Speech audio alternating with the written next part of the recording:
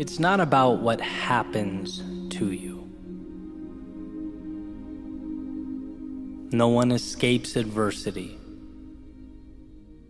No one lives free of discomfort or misfortune or struggle. No, it will always be about what you do with what happens to you. In other words, it's not the event, it's the response. Not the obstacle, but the ability to navigate around it. Not the wave, but the ability to ride its momentum to something greater. It is not what happens to you, it is what you do about what happens to you. The famous Roman emperor and Stoic philosopher Marcus Aurelius said, "You have power over your mind, not outside events. Realize this, and you will find strength." And I think this realization comes down to the fact that there is always a way. Buried underneath it all, something powerful to leverage. But getting to the value calls for a rewiring. A change in the questions that we ask. Not, how could this happen to me? But, how can I be better tomorrow than I am now because of what happened to me? Not, can I still be that person or accomplish what I set out to? But, I am that person. Now how will I adjust my path so that I get there? We're operating within a world of value, limitless opportunity. The difficulty simply pushes us to that value faster, expedites the process. It forces us to open our eyes and see that the world works for us. So you take, for example, the fear of starting something new. That fear, it doesn't have to be an endpoint or a red light indicator. Fear doesn't mean you're not qualified or prepared or equipped. It simply lets you know that you have finally acquired the courage to step out of the safety of the only world you knew and into the turbulence of growth, onto the path of something better. And where it's easy to move away from that feeling, to turn your back on the chaos and retreat to something simpler, maybe something more predictable or contained. What if you viewed the fear as the price that we all have to pay to pull the curtain back on the best things life has to offer? Changing the question from, will I be afraid, to instead, this is important, this is meaningful, therefore it's inevitable that I will experience fear, but what will I do about it? How will I conduct myself amidst the fear? Will I continue forward? Those are the questions that contain the value. Right? I can't keep the water from rising or the walls from caving in. No, that's an inevitability where I'm going. The worthwhile road always has its adversity. But will I use that water to learn to swim? The walls to climb, to adapt and scale? What will I make of this? That's the question that becomes the difference. And sure, you could stay away. You could choose not to take the path that presents the danger and the turbulence. You could attempt to contain the world around you by simply refusing to experience it.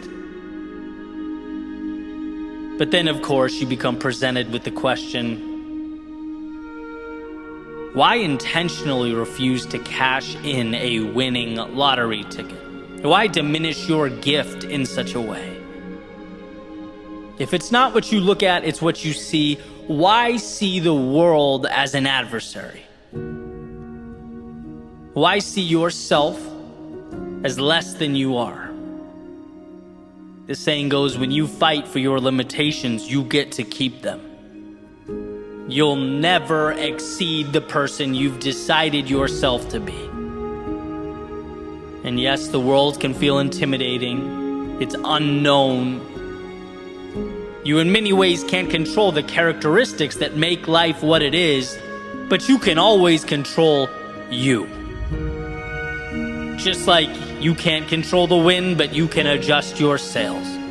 You can't control the tides, but you can predict and plan and execute accordingly.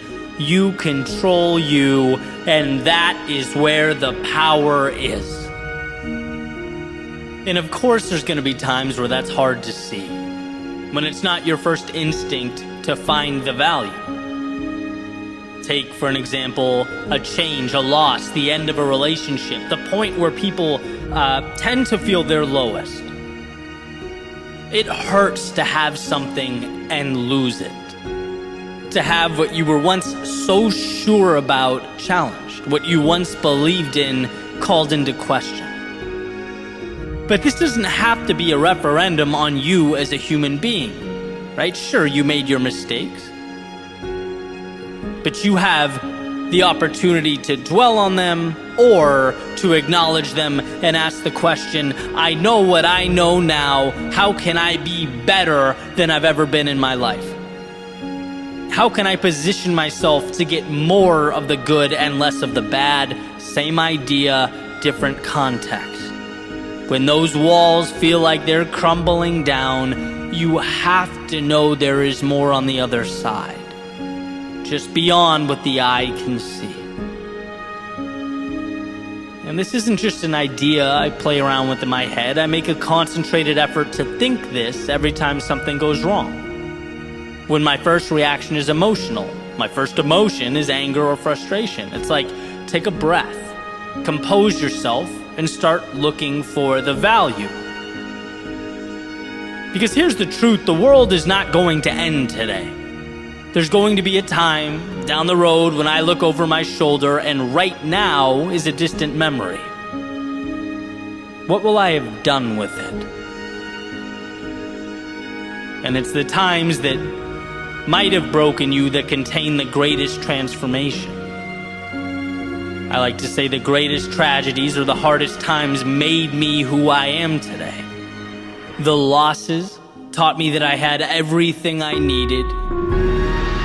The failures showed me what I'm capable of enduring.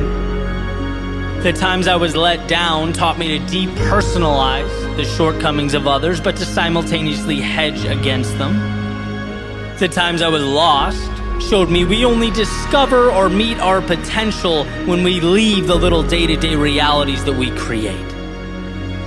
Why? Because we are in control. Not of the external, but the internal, and that ends up being a bridge to a reality that means something. So when you find yourself at the base of a mountain looking up, understand that there are two ways to perceive the climb.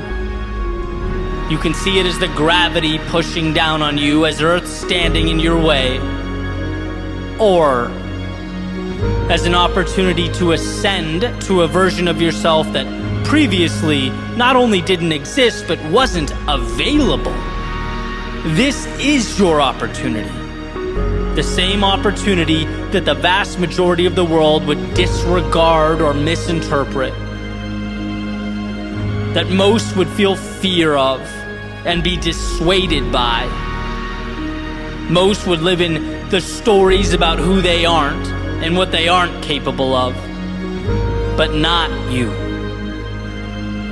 You didn't place that mountain before you, but you sure can extract the value from it. All you have to do is decide that you're capable, and that the meaning and the value and the freedom of tomorrow means more than the discomfort of today. If you allow that for yourself, you will become truly unstoppable. Not because the path simplified or got easier, but because the traveler trusted himself to walk down it.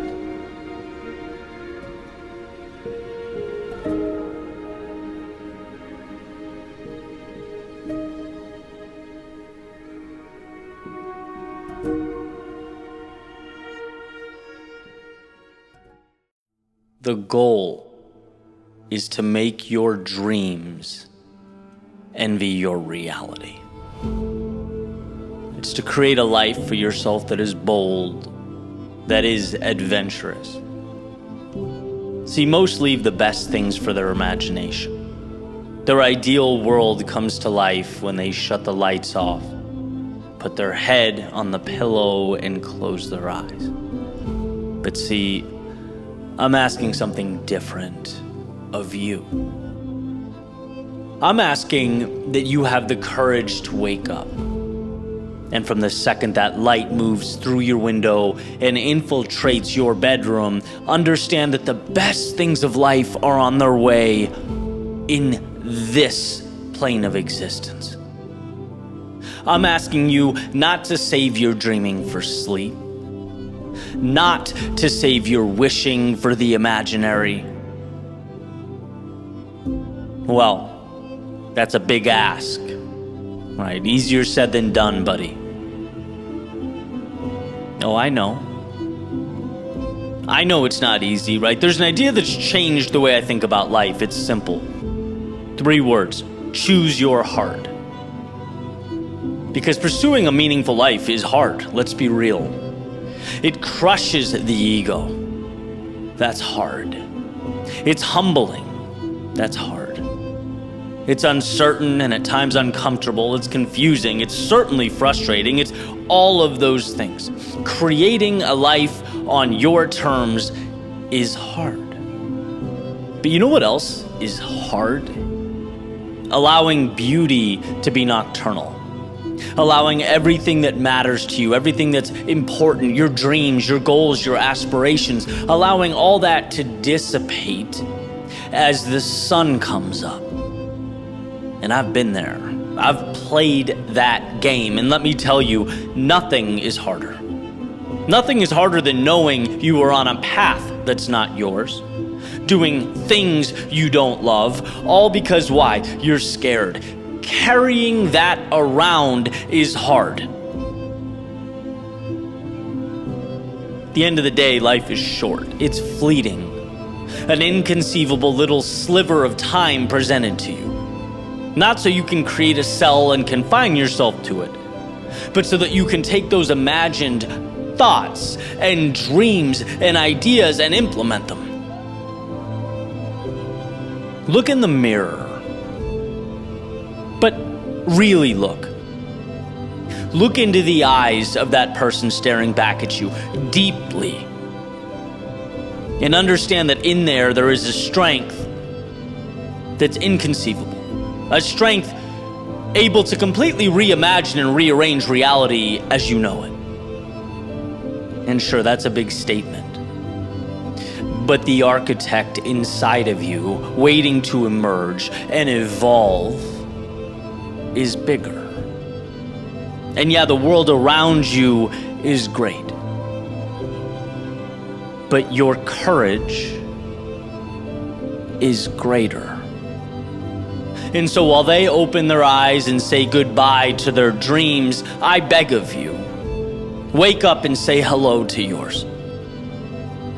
Greet it with an outstretched hand, with conviction. Choose your difficult and forge something beautiful in its flames.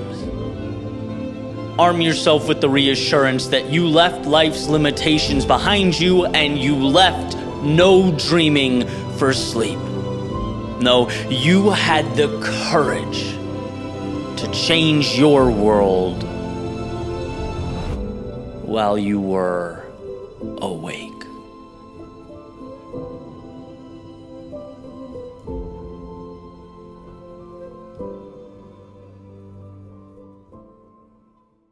I talk a lot about taking care of the things that carry us through life. Our minds, our bodies, our health.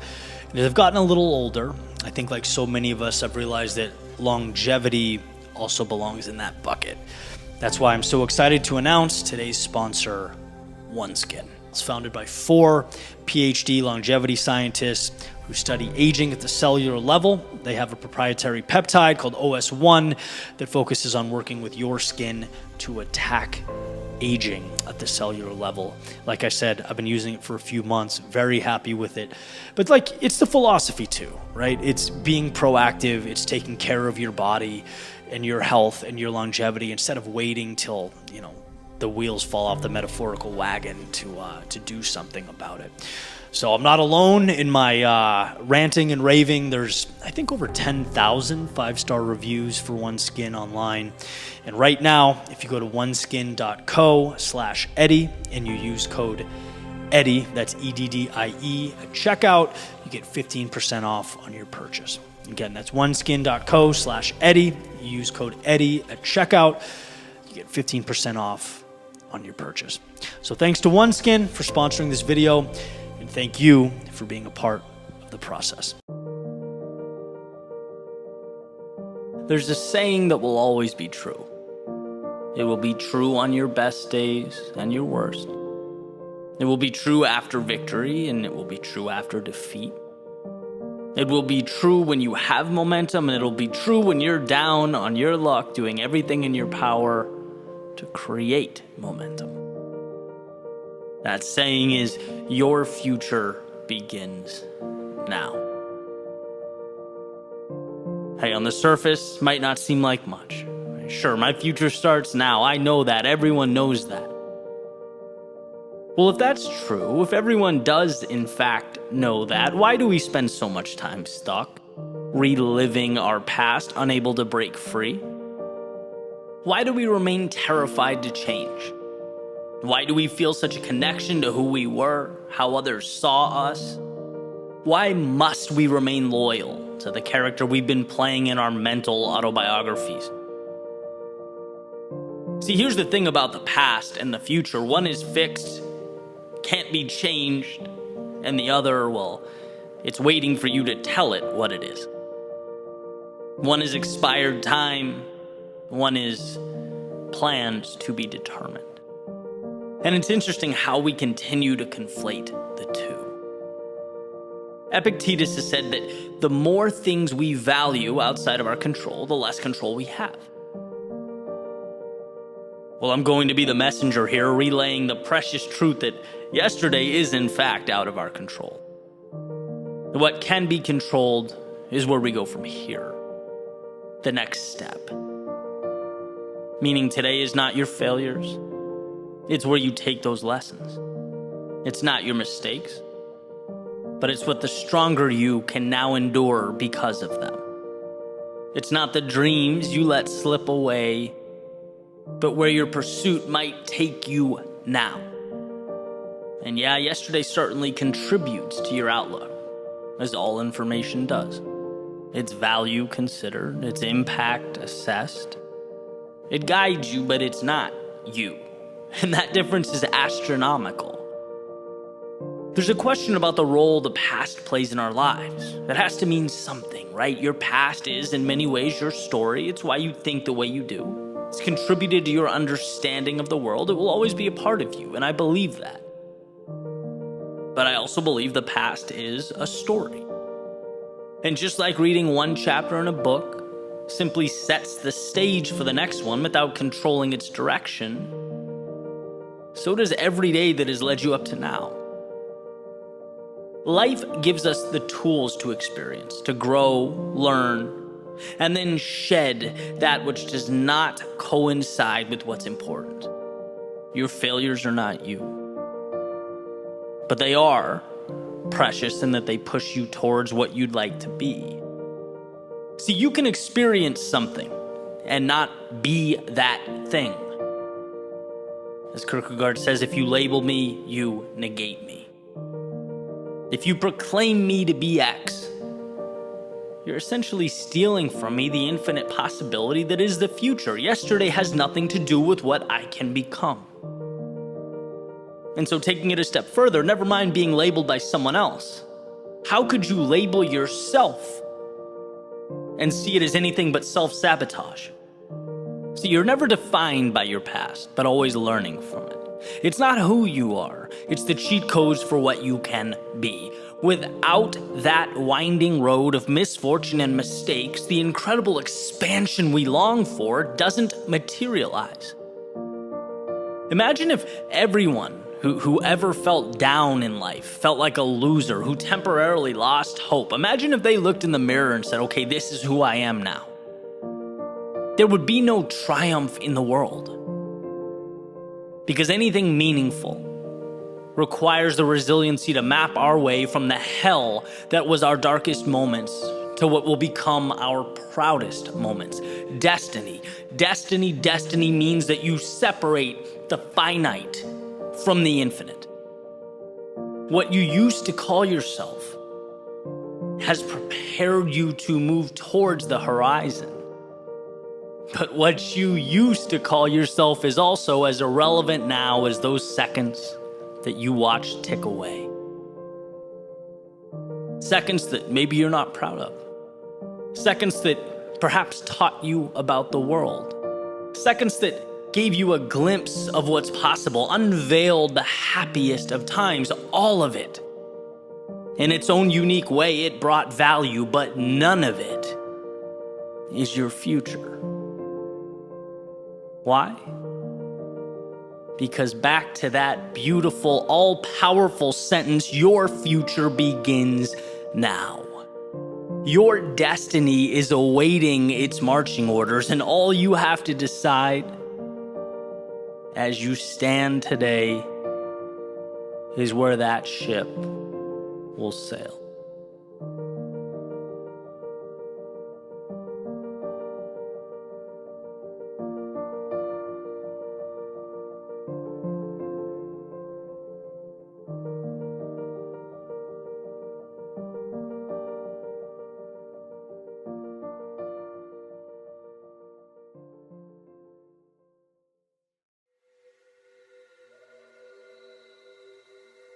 Every single dream, vision, or idea in your life starts with a simple understanding that it's obtainable, that you can make it real.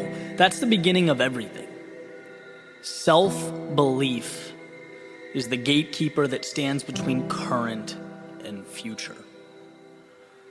See, if you think of reality as these city walls you're living in, it's not crazy to think that there are going to be people that only know that existence within the walls, right? That's what they see. That's what most believe. It's how they live. It is only self-belief, a confidence in something greater outside those walls that opens the gate, that expands your reality. And if you don't believe anything good exists on the other side, why begin? If you don't think you're capable of getting there, why start? And this formula is simple, right? Let's not overthink it. We only move towards outcomes that we believe to be possible. And that's more important than ability, skill set, strength. I mean, you name it. Believing in yourself trumps all that. Because the person with an inferior skill set, maybe an average natural talent, but they believe in something and they move towards it. They give everything for this idea. They know it to be true. They'll always beat the talented person that's unsure, that procrastinates, that has one foot in and one foot out. And if you don't believe in yourself, you're building a city on sand. Because I'll tell you what, great things, they're great for a reason. They're in rare supply. They're limited. Which means not everyone can have them.